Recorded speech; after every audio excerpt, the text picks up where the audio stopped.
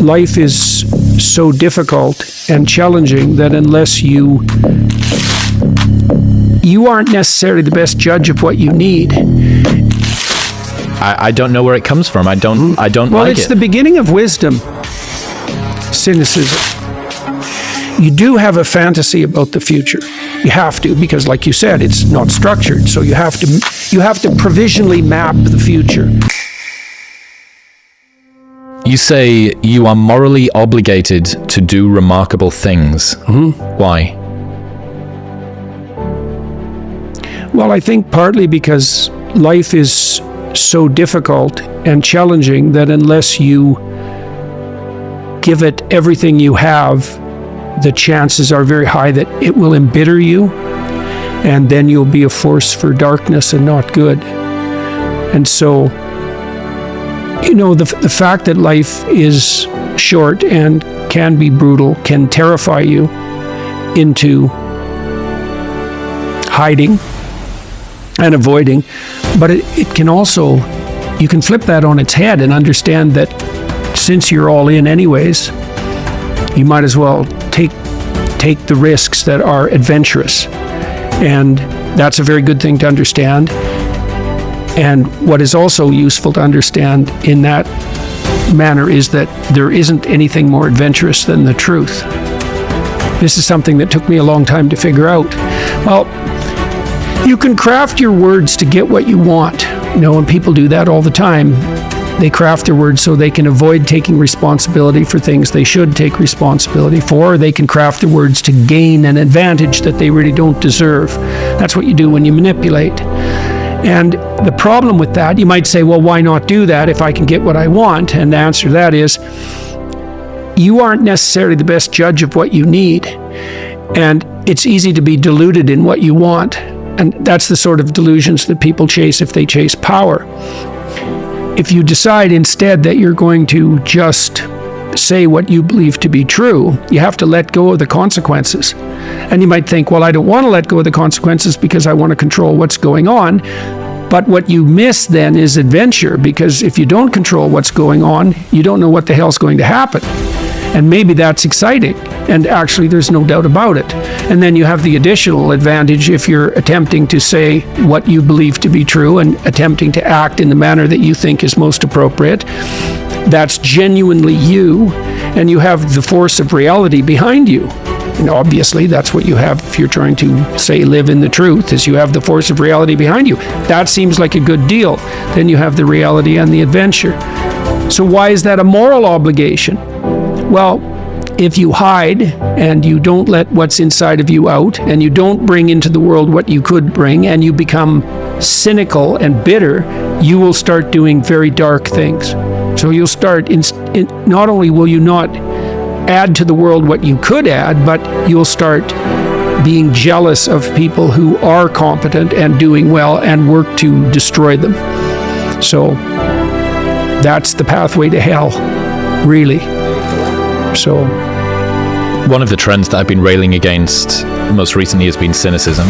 There's this pervasive belief that everything is terrible and it can't get better. And the people who believe that it can improve are dumb and delusional and the problem. And I don't know where it comes from. I don't like it. Well, it's the beginning of wisdom. Cynicism. This is part of the reason why it's hard to combat. Because people start out naive, and naive people are optimistic, but not really. They're just naive, and naive people have no idea that there's, say, malevolence in the world. They have no idea that there's malevolence in their own heart. They're sheltered and dependent. And when that breaks, it often breaks into cynicism. And so cynicism is actually an improvement. As the veils have fallen from your eyes. Exactly. The problem with cynicism is that, especially if it's allied with a kind of arrogance, is that you can end there, and that's a big mistake. So then the question becomes, well, once you've been bitten hard and you're no longer naive, well, that is very hard on your optimism, let's say. So then the question is, how do you restore that without reverting to the naivety, which you can't do anyways without blinding yourself once you've been bitten? And the answer to that is you substitute courage for naivety, and you and you regain your optimism as a moral imperative, right? So one of the things you might ask yourself is, well, if the future is likely to be catastrophic in a variety of different ways, which is definitely the case, both socially and personally, then what attitude should you bring to bear on that? And the answer might be, well, if you were courageous and faithful, and I can explain what that means, then you would conduct yourself in a manner that met the future head on, with the presumption that you can manage it. And this is the presumption we should bring to bear politically. Now, the people who are using fear to garner power point to the various apocalypses that might befall us. And it's difficult to counter them because the future is always an apocalyptic horizon. Like, everything can fall apart and has before and might well again and will, in fact, in your life as you age and die. And so it's very easy to conjure up an apocalypse. Then the question becomes not, is that apocalypse potentially real? Because the answer to that is yes, but what attitude should you have towards that?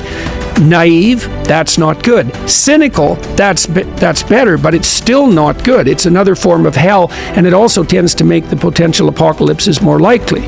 Well, so what do you have when you move beyond cynicism? And what you have when you move beyond cynicism is wisdom. And that's not naive, it's courageous. And one of the things that religious people have done relatively badly, especially in recent years, is they've failed to delineate the relationship between faith and courage. You know, people like Dawkins and the New Atheists, they point to faith and they describe it as something like belief in foolish superstitions. But that isn't really what faith in the deepest sense means. It means that you are willing to act out the proposition that you can ride the wave no matter how big it becomes, and that we can all do that together, especially if we do that in goodwill. And I think that's a much more appropriate way to confront the future, and it's also the proper medication for cynicism. Now, the other thing about cynicism that's interesting too is that cynics aren't cynical enough about their own cynicism, right? Because you can get doubtful enough to start doubting the validity of your own cynicism. It's like, what makes you so smart? What makes you the judge of being? And the Columbine kids were like that. You know, they decided that existence itself was unsustainable given its cruelty, and that the proper response was to put up a giant middle finger to men and God, right? Well, here's a way of being cynical about cynicism. How does your cynicism let you off the hook, right? How does your cynicism justify your desire to avoid necessary responsibility and to pursue your own short-term hedonic gains? It's like, why aren't you cynical about your own doubt? And that's another place where wisdom begins. It's like, so that's two, right? Cynicism beats naivety, but it's not the ultimate destination. And you should be cynical enough to question the moral validity of your own resentment and your own, what would you say, your own turning away from the world. The way that I see it, given that we don't know the future, given that much of our motivations are invisible to us, we're not a crystal pond that we can see into, you have to have some form of delusion about what's going to happen in the future. You're trying your best to see the way that it's going to be, but given that the glass could be half empty or half full, why not have a delusion that's going to be useful to you, one of hope, even in the face and the understanding that things might be difficult and that there's going to be obstacles? You know, there was a line of social psychology that pursued that argument for quite a while, that made the argument that people had to have positive illusions about the future, and that was the fundamental way that people staved off despair and bolstered their self-esteem. But I don't think we need to separate out the distinction between fantasy and delusion. You do have a fantasy about the future. You have to, because like you said, it's not structured. So you have to provisionally map the future. That's what a plan is. Positive That's goal. what a strategy is. Yeah. Right. But that doesn't make it a delusion. Like, it becomes a delusion when the map bears no relationship to the underlying territory. So if you have a strategy for the future, maybe let's say that your strategy for the future, just for the sake of argument, is that you have 5 million YouTube subscribers in 3 years. Well, you have no evidence of the strict sort that that's how it's going to be, because anything could happen between now and 3 years from now, let's say. But there's no reason to call that a delusion. It's one hypothetically possible path of potential. And then you can make the sacrifices necessary to bring that about. So even though it's a fantasy, because it maps something that isn't there, it's not a delusion. It's a delusion when you're ignoring elements of your own experience that would inform your fantasy more effectively. You're ignoring them so that you can live in a positive representation of the future without having to pay the appropriate price for it. One of my favorite ideas I learned over the last couple of years is the inner citadel from Isaiah Berlin. Do you know this? Mm-hmm. So Isaiah Berlin says, when the natural road toward human fulfillment is blocked, human beings retreat into themselves, become involved in themselves, and try to create inwardly that world which some evil fate has denied them externally. That's a delusion often. If you cannot obtain from the world that which you really desire, you must teach yourself not to want it. If you cannot get what you want, you must teach yourself to want what you can get. Mm-hmm. This is a very frequent form of spiritual retreat in depth into a kind of inner citadel in which you lock yourself up against all of the fearful ills of the world. Mutual friend Rob Henderson explained it in a simpler way. If your leg is wounded, you can try to treat the leg. And if you can't, then you cut the leg off and denounce that the desire for legs is misguided and must be subdued. And I think that we see this everywhere. Well, okay, so imagine that you lay out a plan and it meets with an impediment and it knocks the slats out from underneath the plan. Okay, now you retreat. Okay, now you have an option when you're retreating, and one option is to construct a world in fantasy where you're taking revenge on those who wronged you and getting what you want. That's a pathway to madness. So often people who develop serious delusions do develop what would you call them? They're compensatory fantasies, and then they start to dwell in them, and often for hundreds of hours. So the kids, again, who showed up the Columbine High School, they dwelt in a fantasy world for hundreds of hours before they undertook their dreadful actions, right? But you can also flip back into yourself, let's say, and you can, and this is like confession and atonement. It's the proper way to think about it, is you can think about what it is that you did wrong or insufficiently that led to the collapse of your plan. Right, so that's the first investigation. I made some sacrifices. I attempted to bring about a particular form of the future. It didn't happen. Okay, why? Well, the world is set against me and the cosmos is evil and there's no God and I'm bitter and cynical. That's one potential explanation, right? Poor me, right? And I'm not trying to be flippant about this, because sometimes people's dreams are quite realistic and they still fail catastrophically. It can be brutal. Maybe you did make a lot of good decisions and you suddenly got ill, or someone in your family did, and everything went to hell on you. It doesn't have to be because you've done something cardinally foolish that you fail. It's built into the structure of the world. But it doesn't matter. You can also retreat into yourself and you can say something like, all right, I need to retool my conception of strategy, but also potentially my conception of goal. Maybe I'm looking in the wrong place. Maybe I have to look somewhere else. And you can open yourself up to a revelation. So there's a gospel statement that's very relevant to this. So Christ tells his followers that if they knock, the door will open. If they ask, they'll receive. And if they seek, they'll find. And so it sounds magical. It sounds like the sort of thing that the new atheists would have a field day with. But that's not a wise interpretation of that saying. The proper interpretation is something more like a recognition of the way thought works. So imagine your plans didn't work out. Okay, now you sit down and you say to yourself, I'd like to know, even if the world was conspiring against me and my failure was 95% the fault of external occurrences and other people, what did I do that wasn't as good as it could have been, and where did I fail to look so that the probability of my failure was higher? Now, to ask that question, you have to want the answer. That's what it means to knock or to ask or to seek. This is no joke. It's like you have to want to know. And it's a very painful thing to do, because especially if you had given it your all to the degree you were able, and you have reason to be bitter, you're going to be searching for the errors that you still made, and discovering your own errors is always extremely painful, right? Especially if they're errors that you're in love with. And so you have to be willing to strip yourself down. That's what humility means fundamentally. And then, but the advantage is, this is why it's so useful to listen to people. You might find out where you're stupid, and then you could stop being stupid. And so one of the reasons you confess your sins, let's say, is because you want to discover where you're insufficient. Now, it's painful. It's painful to encounter an impediment in the form of someone else's opinion that might show you where you're blind and ignorant, or willfully blind even. But the advantage to that is you can rectify the error, and then as you move forward, you're stronger. One of the things I taught my kids, and I hope at least somewhat successfully, was that you should always ask a stupid question. And that doesn't mean the sort of question that someone who wasn't paying attention would ask.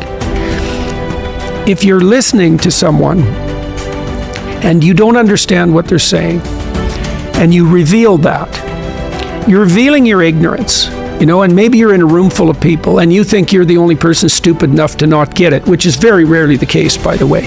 The thing is, though, if you reveal that ignorance to yourself and to the other person, they can rectify it. And if you do that 1,000 times, you're not ignorant anymore. And this is a real pathway to success, too. You see it, you do this because you ask real questions in your podcast, and Rogan does this. Like, Rogan's always trying to be a little smarter than he already is.